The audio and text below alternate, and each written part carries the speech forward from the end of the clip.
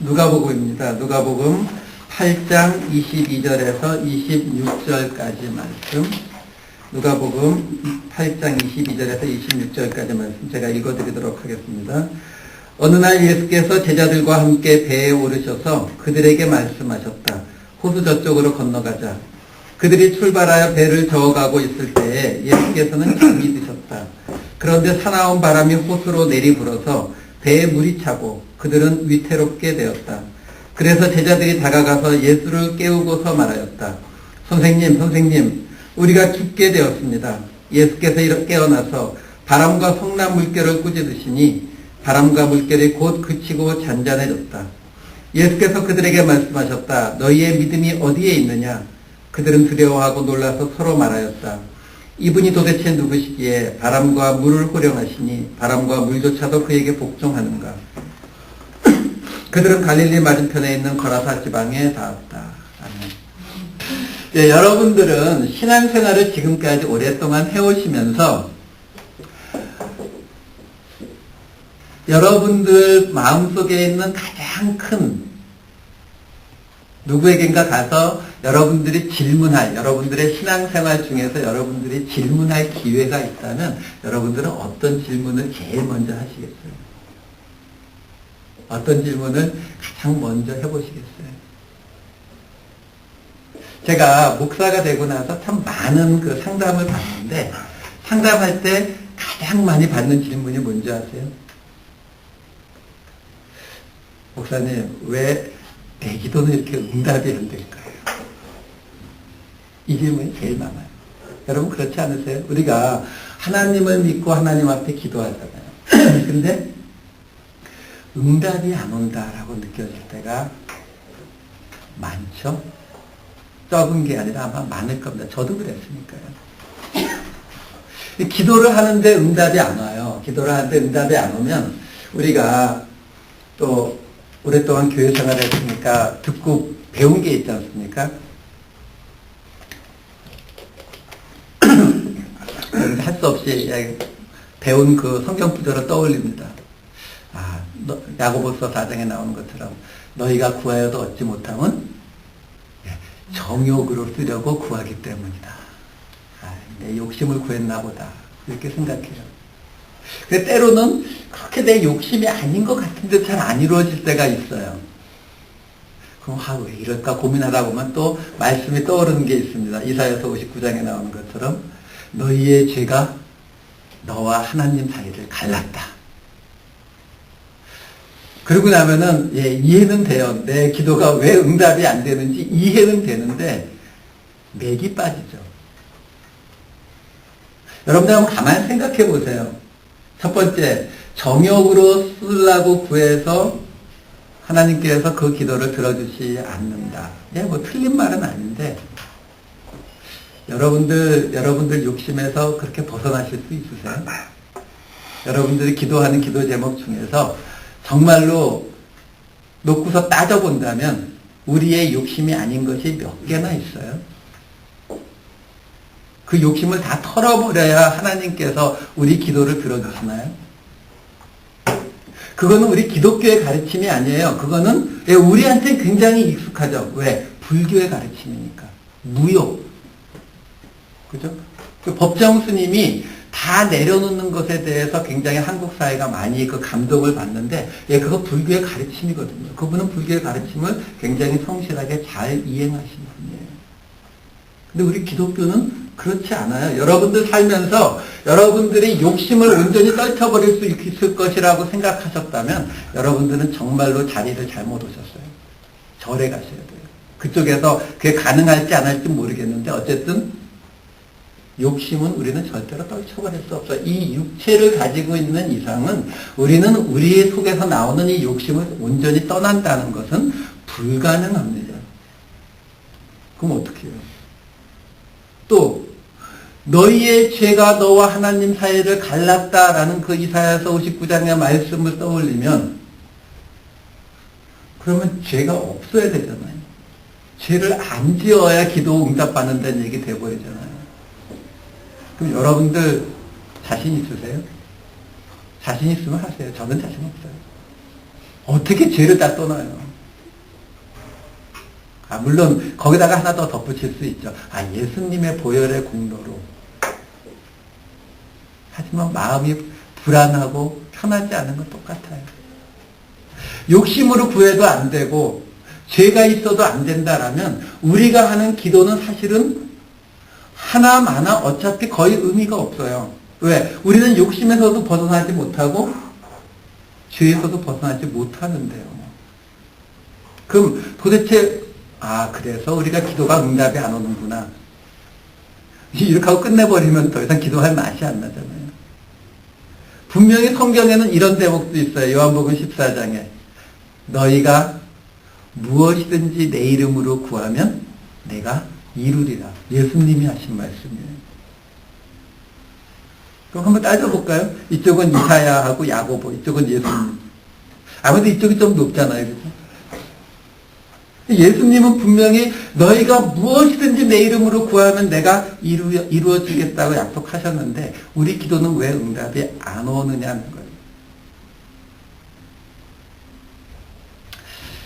제 이야기를 하나 할까요? 제가 제가 옛날부터 사고 많이 쳤다는 얘기는 많이 드렸잖아요. 그죠? 사고침 중에 하나를 말씀을 드릴게요. 제가 결혼을 23살에 했습니다. 이거 페이스북에 올라가도 괜찮을라나 모르겠습니다. 예, 결혼은 23살에 했어요. 그래서 지금 제 딸이 26이에요. 예. 근데, 결혼을 일찍 한 이유가 뭐냐, 변명을 하자면, 제가 제 아내를 만났는데, 제 아내가 저보다 3살이 위에요. 그러니까 가지가지로 사고 쳤죠. 그 당시만 해도요, 3살 연상이다 그러면, 아마 요즘 분위기는 거의 동성연애자들끼리의 결혼 이런 분위기였어요. 정말로 저도 친구들이나 또는 선배 이런 분들한테 굉장히 욕 많이 먹었어요. 거의 무슨 이렇게 병태 취급 같은 거 비슷해요. 그 당시만 해도. 근데 문제가요. 제 누나가 저보다 2살이 위인데 그때까지 당연히 누나 25살이니까 시집 안 갔거든요. 그래서 제가 갑자기 결혼하겠다고 하니까 집에서 오케이를 했을까요? 안 했을까요? 당연히 안 하죠. 그러면 우리가 할 수 있는 게 뭐예요? 예. 그때 나름대로 열심히 신앙생활 할 때거든요. 왜냐면 제 아내가 그때 전도사였기 때문에, 예. 점점 페이스북에 올라가는 게 마음에 걸리는데, 어쨌든, 열심히 신앙생활을 할 때예요. 그래서 어떻게 했어요? 예. 짐 싸들고 오살리 기도원으로 들어갔습니다. 순복음 기도로 들어가서 금식하면서 하나님 앞에 기도했어요. 하나님, 우리 부모님을 설득시켜주세요. 그리고 부모님한테 이야기를 했어요. 그랬더니 기도가 응답이 안 됐죠. 안 됐어요. 그래서 또 기도원에 가서 또 기도를 했습니다. 그리고는 결혼 날짜를 그냥 저희 둘이서 결정을 하고 밀어붙였어요. 왜? 드라마에 보면 그래도 마지막 순간에 부모님이 허락하시잖아요. 그죠? 그래서 밀어붙였어요. 결국, 그 전날 이제 아버님한테 허락이 아니라 의절을 당했습니다. 그리고 결혼식날 아무도 안 오시더라고요. 그래서 급한 대로 이제 다니던 교회 장로님 부부를 대신 세워놓고 대략 결혼식은 했어요. 그리고 이제 살았습니다. 살면서 드라마에서 배운 대로 아무리 그래도 애 낳으면 바뀌시더라. 그래서 애를 낳았어요. 그랬더니 안 바뀌시더라고요. 안 오세요. 애를 낳았다고 해도 전화도 안 받으시고 동생을 통해서 연락을 드려도 오지도 않으시고 전화도 안 받으시고 그렇게 또 시간이 흘렀어요. 3년이 지났습니다. 그러니까 3년 동안 가족들을 전혀 못 만난 거죠. 그러다가 그때 나름 열심히 신앙생활 할 때니까 이렇게 살 수는 없잖아요. 그죠? 그래서 하나님 앞에 하나님 제가 100일 새벽 작정 기도를 하겠습니다. 제발 저희 가족들과 화해하게 해주세요. 하고 기도를 시작했어요. 직장을 다니면서 매일 새벽 기도를 간 거예요. 그래서 한 2달 넘게 했던 것 같아요. 한 2달 넘게 했더니 응답이 안 왔어요. 어느 날 아침에 일어났는데 몸이 안 좋아요. 일어났는데 몸이 이상해요. 숨쉬기가 좀 가쁘고 이상하더라고요. 그래서 출근을 했다가 조퇴를 하고 병원에 갔어요. 병원에 갔더니 이 기흉이라고 하는 그 병인데 이 폐가 바깥쪽으로 터지면서 공기가 새어나와서 폐가 찌그러드는 거예요. 그러니까 숨을 못 쉬죠. 근데 굉장히 응급이에요. 왜냐하면 양쪽이 터지면 그냥 고스란히 죽는 거예요. 당장. 그러니까 가자마자 여기다 구멍을 뚫고 공기를 빼내더라고요. 그러면서 의사가 하는 이야기가 일단 공기만 빼내면 한 70% 정도는 그냥 자연 완치가 된대요.